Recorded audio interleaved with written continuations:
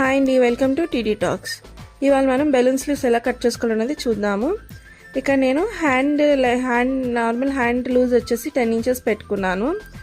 అలాగే పైన 2 ఇంచెస్ పెట్టుకొని నార్మల్గా హ్యాండ్ ఎల్బో లెంత్ పెట్టుకోవాలి. ఇప్పుడు మనం ఫ్రిల్స్ కోసమని, అంటే బెలూన్ హ్యాండ్స్కి ఫ్రిల్స్ పెడతాం కదా, సో ఆ ఫ్రిల్స్ కోసం నేను 6 ఇంచెస్ పెట్టుకున్నాను.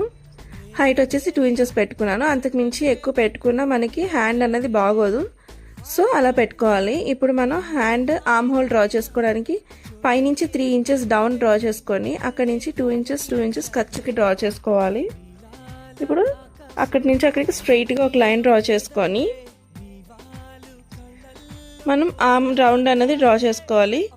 ఆర్మ్ రౌండ్ కోసం ఆర్మ్ రౌండ్ స్కేల్స్ అనేవి ఇలా దొరుకుతాయి.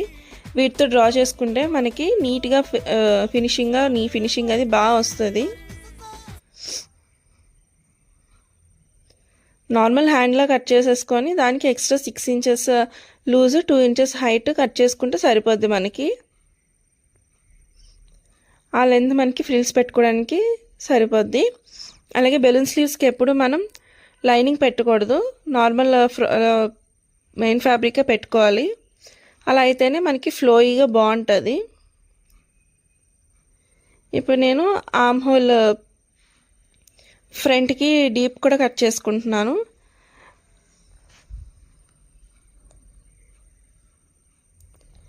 దీని స్టిచ్చింగ్ వీడియో అన్నది మిస్ అయింది. ఒకవేళ కటింగ్ వీడియో కనుక నచ్చితే నాకు చెప్తే నేను స్టిచ్చింగ్ వీడియో అన్నది వేరే క్లాత్ మీద కుట్టి చూపిస్తాను. ఇప్పుడు కింద బెల్ట్